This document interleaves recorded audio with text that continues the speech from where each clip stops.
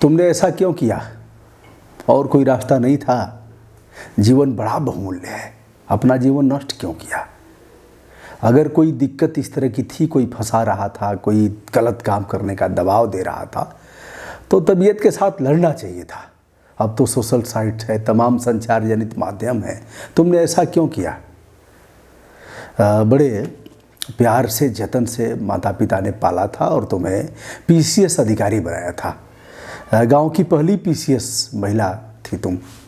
दोस्तों, मैं बात करना चाह रहा हूं बलिया की एक पीसीएस लड़की ने, जो ईओ नगर पालिका, ईओ माने अधिशासी अधिकारी, नगर पालिका के पद पर कार्यरत थी। सोमवार को रात में उसने अपनी जीवन लीला समाप्त कर लिया। आवास विकास की कॉलोनी में तीसरे फ्लैट पर रहती थी। सुबह लोगों ने देखा और फिर अंत्य परीक्षण किया गया। सुसाइड नोट में लिखा कि आत्महत्या के अलावा मेरे पास और कोई रास्ता नहीं था। इस बात के लिए मैं तैयार नहीं हूँ मानने के लिए। पढ़ाई लिखाई का कोई मतलब नहीं है। कौन सी ऐसी परिस्थितियाँ थीं, कौन ऐसा परेशान कर रहा था जिसकी वजह से ऐसा कर लिया? दोस्तों, आपका भी बास अगर ऐसा करता है, डट करके आप सबूत इकट्ठा करिए। चाहे हमारी बात महिला मित्र लोग सुन रहे हों, पुरुष लोग सुन रहे हों, बच्चे सुन रहे हों, उनसे कहना चाहूँगा, आप सबूत इकट्ठा करिए। और इकट्ठा करके मैं लड़ देता यह मामला, अगर और तमाम लोग आ जाते, लाखों लोग उस बिटिया के साथ आ जाते। मणि मंजरी राय मूल रूप से गाजीपुर की निवासी थी, कनुआन की, भावरकोल थाना क्षेत्र की, और मनियर नगर पंचायत बलिया में कार्यरत थी। बताया जाता है कि वहाँ भीम गुप्ता हैं, भारतीय जनता पार्टी के नेता हैं। भारतीय जनता पार्टी के पाले में चुनाव में यह सीट गई थी, वह इसके चेयरमैन हैं। और ईओ थी मणि मंजरी राय। इस पर तमाम गलत काम कराए जाते हैं। गाजीपुर में भी बहुत से मामले, तमाम स्थानों पर मेयर काम कराता है। अब उसमें जो ठीक है वह लड़ जाता है, नहीं करेगा, और अगर दोनों की साठगांठ हो गई तो दोनों मिलकर के लूट मचाएंगे, जैसा कि लूट होती रहती है। अब आत्महत्या करते क्यों हैं और उसके बचाव के उपाय क्या है, इस पर भी हम चर्चा करेंगे। सुसाइड नोट पर लगातार ध्यान रख रहे हैं लोग। अभी पूरा नोट मेरे पास नहीं आ पाया है। जो आया है उसमें उसने यह कहा है कि हम मुंबई से, दिल्ली से, कहाँ से चले आए, लेकिन यहाँ आकर के लोगों ने मुझे फंसा दिया, ऐसे करके उन्होंने बताया है। यह खुदकुशी दुनिया की सबसे बड़ी बीमारी होने जा रही है और प्रतिवर्ष काफ़ी लोग मरते हैं दुनिया में। मिलियन में संख्या होने जा रही है। लगभग 1 मिलियन के लगभग आंकड़ा पहुंच रहा है विश्व में सुसाइड करने का। चलिए हम जानते हैं इसके कारण क्या है और उसका निवारण क्या हो सकता है। अभी सुशांत सिंह राजपूत को आपने देखा, उन्होंने सुसाइड किया था। बात चल रही है आत्महत्या किया इन्होंने अथवा इनकी हत्या की गई है।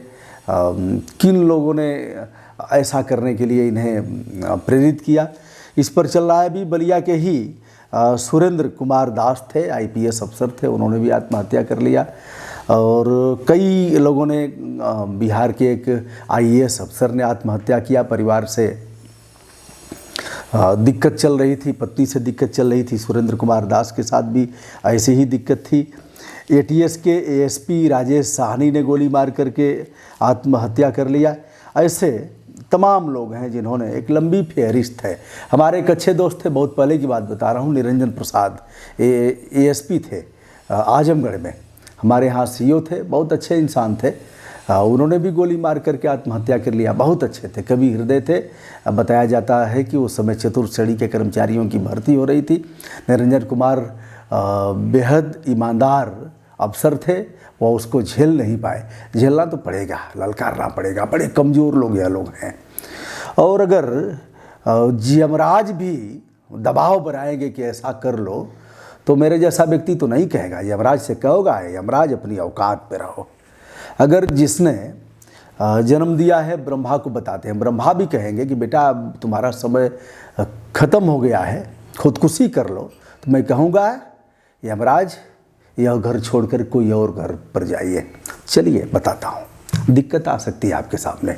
ठीक है, कोई अनैतिक कृत्य आपसे हो सकता है, कोई भ्रष्टाचार हो सकता है, कोई जाने अनजाने में चोरी हो सकती है, कोई बेईमानी आप कर सकते हैं, कोई इस तरह का अनैतिक शारीरिक संबंध आपसे हो सकता है। हो गया तो हो गया, हम ठीक है उस पर भी लड़ेंगे। दुनिया में तमाम लोग गलती सही करते हैं, लेकिन आत्महत्या तो नहीं करेंगे।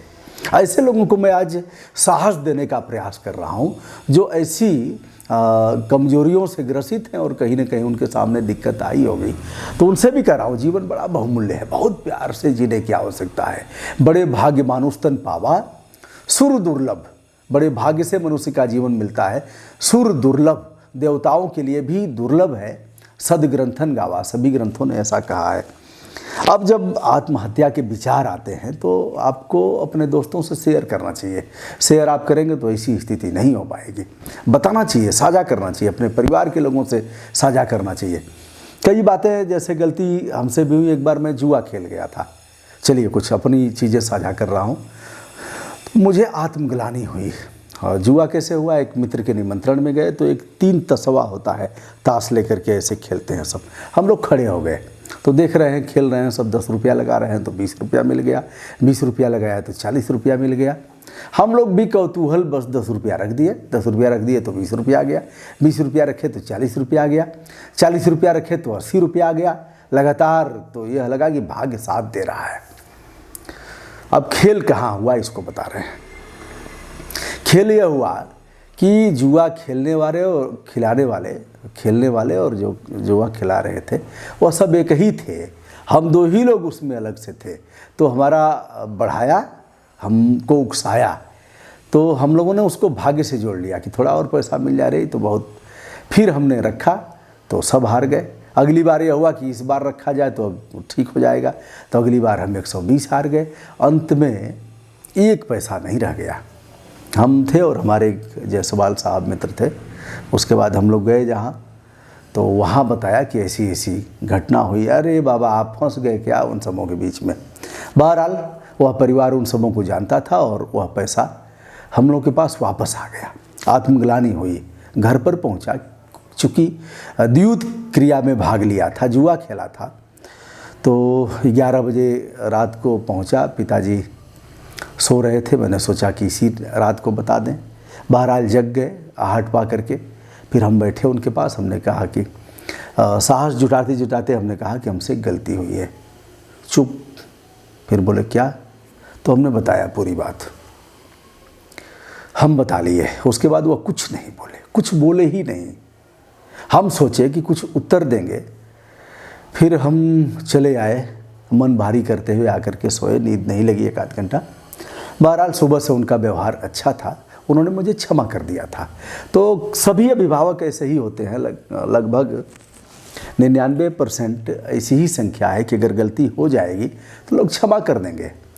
और गलती स्वीकार करना यह मनुष्यता की निशानी है। गलती कह देना है कि हमसे गलती हो गई है, और गलती हो गई तो लोग क्षमा करने वाले। गलती गांधी से हुई, गलती तमाम महापुरुषों से हुई। जिन्होंने अपनी गलती बता दिया समाज के सामने, वो महापुरुष भी हो जाते हैं। तो अगर आत्महत्या का विचार आता है तो बस एक ही चलचित्र चलता है कि हमारी एक और दुनिया है, इस दुनिया में कुछ नहीं रखा है, भाग दौड़ और यही सब कच और दुनिया भर का। तो जब लगातार वह दिमाग में बैठ जाएगा तो केवल वह दुनिया दिखेगी कि अब हमें उस दुनिया में चलना है, उस दुनिया में बड़ा सुकून है, ऐसे करके। और वह प्रवृत्ति हावी हो जाती है मनुष्य के भीतर।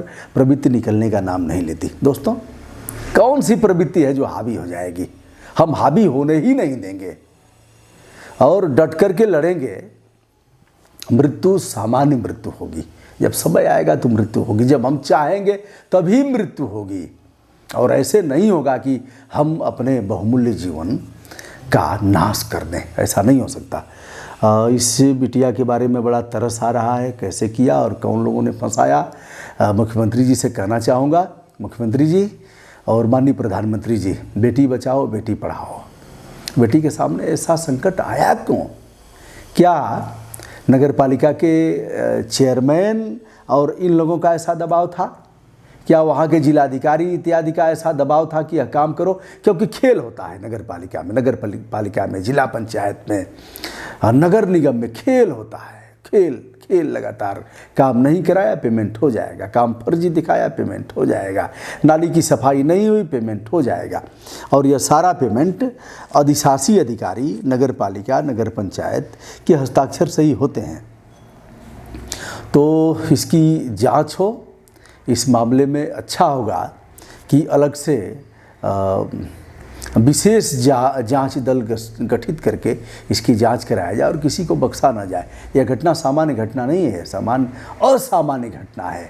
और लगातार कर्मचारी सुसाइड कर रहे हैं, तमाम दरोगा कर रहे हैं, तमाम और प्रशासनिक अधिकारी कर रहे हैं, छोटे कर्मचारी कर रहे हैं। काम का इतना दबाव है कि झेल नहीं पा रहे हैं। ऊपर से बास का दबाव, बास की डांट, बास ऊपर से डांट खाएगा। तो यह क्रम ऊपर से चलता है। जैसे मुख्यमंत्री जी ने एक डीएम को कहा बकवास कर रहे हो। बकवास शब्द थोड़ा सा लोक मर्यादा के विरुद्ध है। अब यह है कि सीएम सर, यह नोएडा की हालत है और वहाँ के डीएम ने कहा कि दिन रात काम किया, 18 घंटे काम किया, जिसका यह है। एक बार बहन जी ने एक सीडीओ को मंच से ही डांटा, मंच से ही कहा निलंबन कर दो। कौन सीडीओ? कोई तिवारी क्या था। तो उसने कहा, रोते हुए कहा कि दिन रात काम किया हूँ मेहनत करके, इसका यही प्रतिफल है, यही प्रतिफल मिला है। तो तमाम ऐसे निष्ठावान ईमानदार अधिकारी जब प्रताड़ित होते हैं तो उनके मन में अवसाद आता है और अवसाद की परिणति बहुत खराब होती है।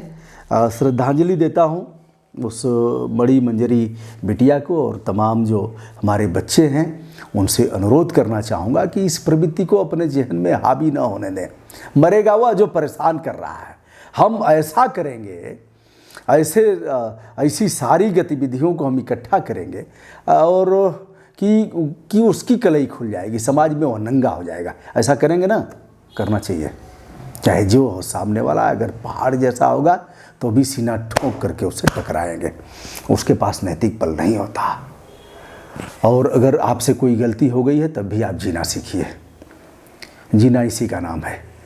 अभिनम्र भाव से ब्रजभूषण दुबे का नमस्कार स्वीकार करिए। यदि हमारा चैनल आपको अच्छा लगता हो, हमारे वीडियो अच्छे लगते हो, तो मैं विनम्रता के साथ आदरपूर्वक शालीन भाव से चाहूँगा कि हमारे चैनल को सब्सक्राइब, लाइक तथा शेयर करते हुए हमारा मनोबल बढ़ाएं। धन्यवाद।